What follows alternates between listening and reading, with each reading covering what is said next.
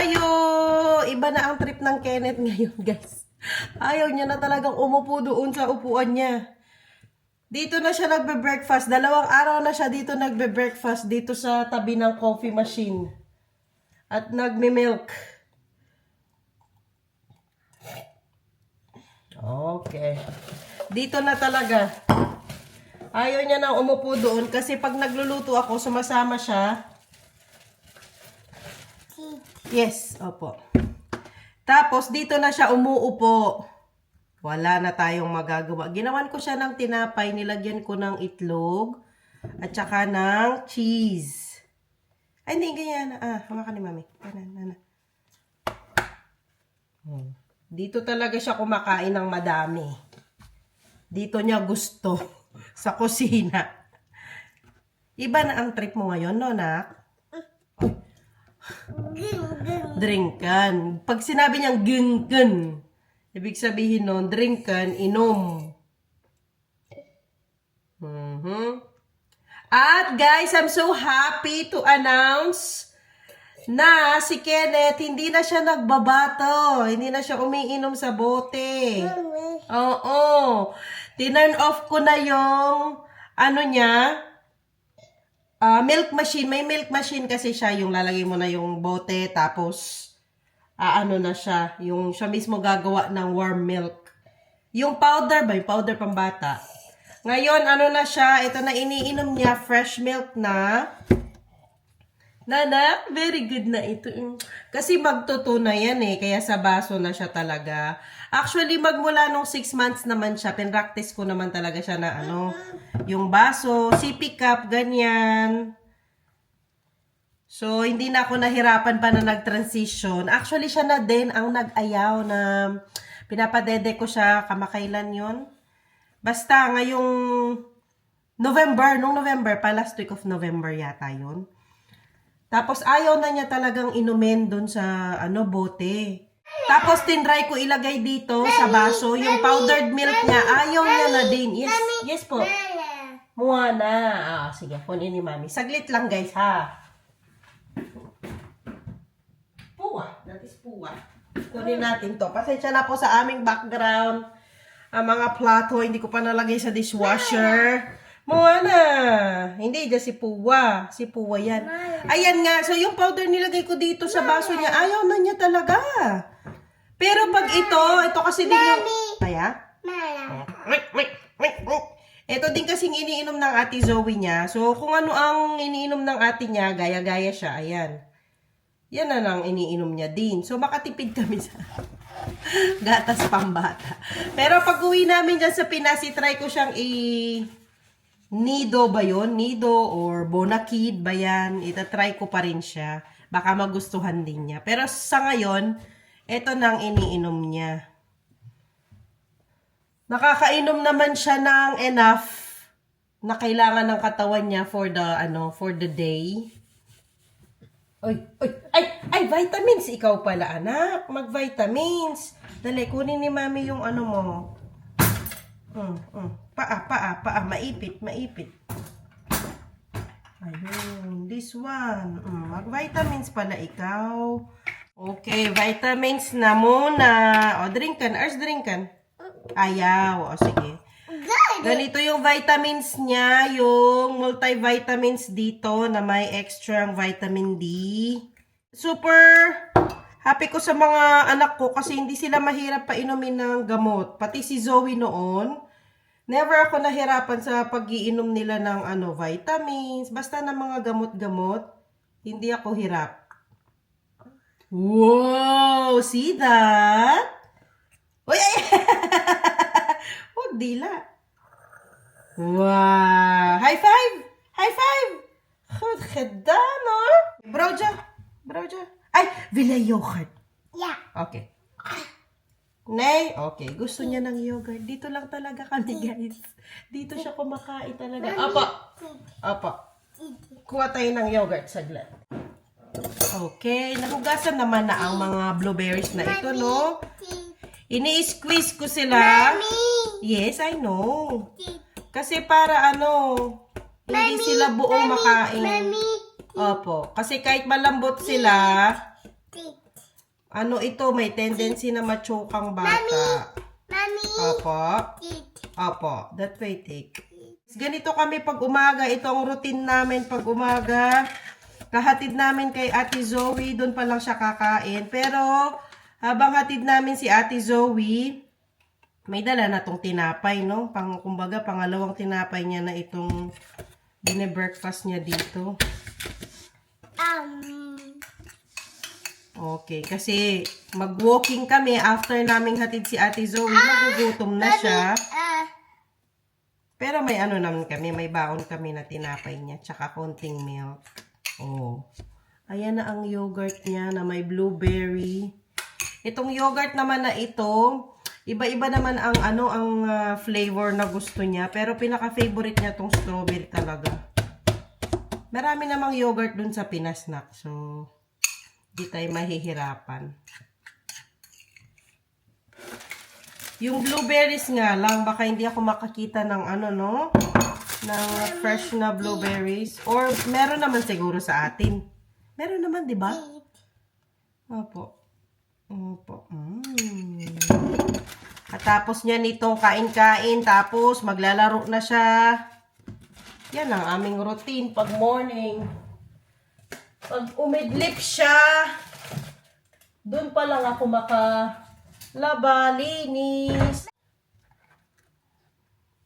Yes. Gusto pa niya ng bread. Yes. Wow. Pagsabay. Pagsabay niya yung bread tsaka yung yogurt niya. Sige. Excited na ang lahat sa ating pag-uwi. Malapit na guys, malapit na rin ang Pasko. Anong ihahanda nyo ngayong Pasko? Naku, ako din nag-iisip ano ba ang ihahanda. Kasi si Mama Marina may work ngayong Pasko. Hindi siya makakapag Pasko dito sa bahay. Pero New Year naman, dito siya. So dapat yung New Year yung damihan ko ng handa. Pasko siguro, ano ba yung handa natin na? Bigyan nyo nga kami ng idea guys, anong handa natin sa Pasko. Busog na ang Kenneth natin. Give me that. Nakakuha siya ng chocolate dun sa table. Akin na yan. Hindi ko pa kasi nalagay sa maleta tong mga chocolates na to. Hindi mine. Akin na yan. Give it to mommy. Akin na. Give it to mommy. Ano? Marunong ka na mag-oo dyan, ha? Give it. Ola! Give it to mommy.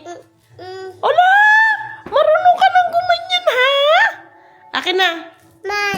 Amuha na. Give it to mommy. Please. Hala! Akin na. Kenneth. Give it to mommy. Hala! Wala talaga. Hindi naman niya mabuksan kasi naka-plastic pa. Gutom na naman yan, guys. Okay. Gusto daw niya ng saging.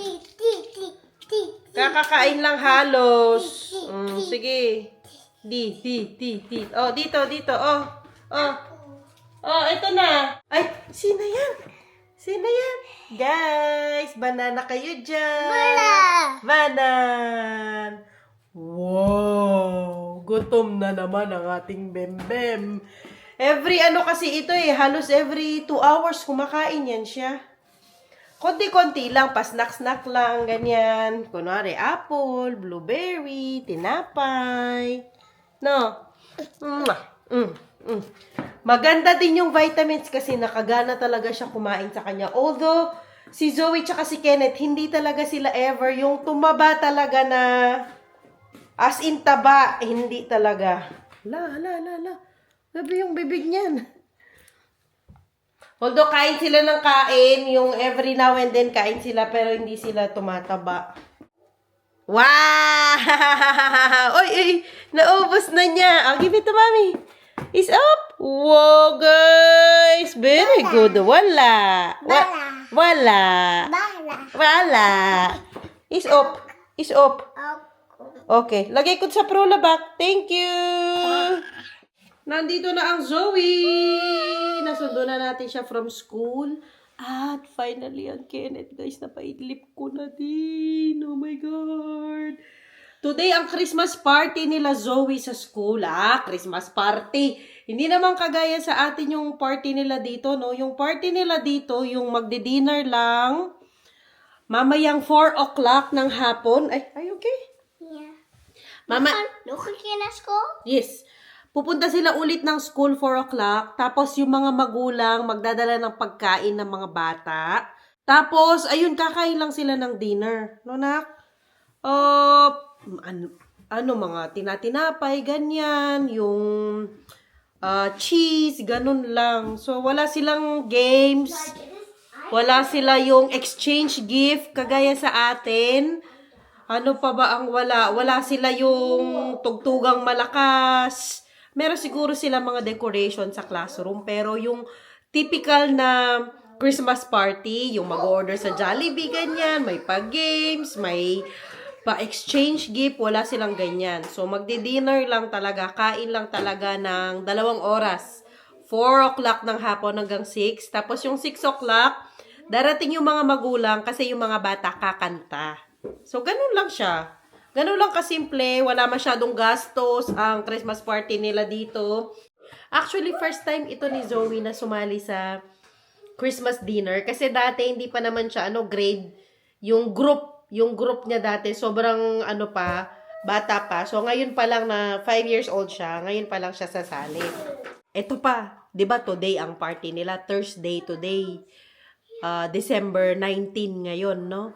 Tapos bukas, Friday, December 20, may pasok pa sila. Ganyan, last day nila, bukas.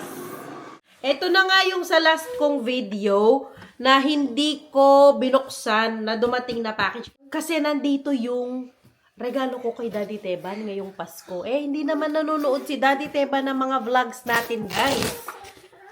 Siguro may mga napanood siya nung unang-unang panahon pa, nung unang-unang nagva-vlog tayo. Kasi chine-check niya yung editing skills ko. Pero ngayon, hala talaga ka-busy niya sa work. Never na yan siya. Magmula nung lumipat siguro kami ng bahay, never na yan siya nanood ng vlog natin. As in. Kasi wala naman siya ng oras din manood ng vlog. Kaya, sure na sure ako hindi niya makikita itong video na ito. Nabubuksan ko at papakita ko sa inyo ang gift niya. Wala rin siyang idea kung kailan ako upload, ganyan, anong oras. Wala na siyang dyan. Excited ako, guys. Wala na siyang kibel. Sana kasya niya. Binilan ko siya ng jacket. So, ito yung gift ni Daddy. Babalot ko muna. May pambalot pa ba ako? Basta ito ang gift ko kay Daddy. Jacket. Winter jacket. Kasi nakita ko luma-luma na yung isa niyang jacket. Yung pang-work niya. Tapos, syempre, binilang ko siya ng mga brief niya. Para every year may bagong brief siya. And then, binilan ko din siya ng sweater. Pang lamig yan. Tapos, yun na, para kay na ito, para sa mga bata na tong mga to. Bago dumating si Daddy, anuhan ko muna, ibalot ko muna itong gift ko sa kanya, at hatid ko pala si Kenneth sa daycare kasi nga aayusan ko tong si ate para sa kanyang Christmas party. Naliguan ko na ang Zoe, at si Daddy dinadry na ang hair niya sa taas. Ito lang ang dadalhin ni Joey para sa mga classmates niya today. Party mix.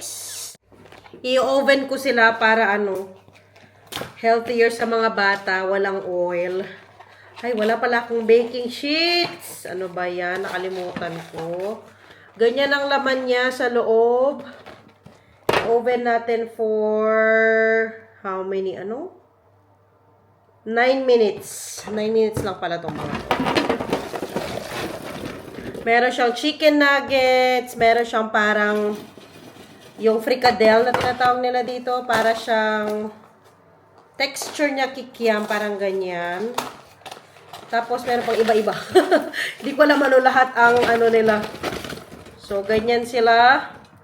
Yan lang ang dadalhin ko. Sana enough na ito for, ano naman kasi daw 10 to 15 students. Ayan, oh. So, ganyan siya. I-oven natin. 9 minutes. Okay. Pinasuot ko lang ulit kay Zoe yung sinuot niya nung Christmas party. Nung yung sa dito, yung sa mga nanay. Kasama yung mga half Dutch, half Filipino na mga kalaro niya. Dry na ang hair niya. Wow, ang haba na ng buhok niya. Ang bilis humaba. Mas mabilis humaba yung hair niya kaysa sa akin. Okay, Dad. Okay po. Ang daming tumutulong sa bahay, guys. Nahatid na namin ang Zoe. Dito sa Bikoken namin may tumutulong. Ang daming tumutulong sa bahay. Meron sa taas, meron dito sa Bikoken namin. Kasi nung lumipat kami dito, hindi naman umuulan noon. Kaya hindi namin alam na may tumutulong pala. Naku, malaking gastos na naman ito, guys. Oh my God! Kaya subscribe na sa mga hindi pa nag-subscribe. Ay, so mag-watch na po kayo ng aming mga videos para may papagawa tayo ng bahay. Mag-fried rice lang ako bago kami punta dun sa school. Kasi alam nyo pala, kapag yung kanin, fini-freezer, at hindi ka agad kakainin, bumababa ang ano niya, yung sugar content, carbohydrates content, ganyan. So, mas okay daw yan, sabi nila. Mag-ano tayo, not your conventional, fried rice. Lalagyan ko siya ng chicken. Teriyaki chicken. Tapos fried rice. Ganyan ang bali. Meron akong chicken breast. Tapos garlic and onion. And then carrots. Tapos beans. Yun lang. At itlog. Pang toppings lang. Tapos ito yung sikreto. Ayun pala yung nangangamoy. Kasi kanina ko pa ito kinat. Sabi ko parang amoy, putok yung bahay. Yun pala. Etong secret teriyaki sauce, i-google nyo na lang teriyaki sauce, paano gumawa. Mabilis lang yan. So, ang first natin gagawin ay mag-init tayo ng olive oil. Shala! Olive oil! Mahal yan. Dito ang friendship natin, Ruth. Pero hindi siya papakita daw. Kasi tamad siya. Tamad siya mag-vlog. At ito din yung isa sa mga nagpapasarap dito sa recipe na ito. Ay, may ganon. Sesame oil. Ihalo nyo lang doon sa olive oil nyo. Or kung ayaw nyo, pwede rin. Gawin ko Kayo nga yan. bahala. Napirito ko na yung itlog. Scrambled lang. Pang toppings lang naman ito eh. Tapos, meron akong, pakita ko na nga siya eh. Audience. Audience kasi guys, may mga ganon. Need natin ng audience. Meron akong tagapanood ng aking recipe for today. Oh, kasi gagawin ko din yung Bawang! Shh! Quiet! Vlog ko to. Joke lang po. Bawang sibuyas. At hindi pa mainit ang pan kasi sumasamal tayo eh. Katak kasi nakatak, hindi pa pala mainit guys. Pasensya na. Ang hyper natin for today's video. Anyway, igisa lang ang bawang sibuyas. Ayan, promise, uminit na ang ating pan. Lagay nyo lang yung chicken nyo dyan at i-brown nyo lang ang chicken. Pero kung wala namang chicken, okay lang din yung spam or maling. Pwede yan. Basta gawa lang kayo ng teriyaki sauce kasi yun yung magiging sauce ng ninyo, fried rice ninyo. Hindi naman sauce, parang lang, para may pampalasa, kumbaga. Pero dahil meron tayong chicken, nakaluwang-luwang tayo for today's video. Gagamit tayo ng chicken. Sa bagay, mas mahal pa nga yata yung spam kaysa sa manok eh, di ba? Hindi ako sure dyan. Nanguhula lang ako. Lagyan ko lang ng konting salt and pepper ang ating manok. Nag-brown na ang ating chicken. Ay, di nyo nakikita pero nag-brown na. Eto na siya. Kinat ko lang siya into cubes para hindi siya masyadong malalaki. Ilagay ang inyong teriyaki sauce. Easy lang naman gawin ng teriyaki sauce, guys. Basta i-search nyo lang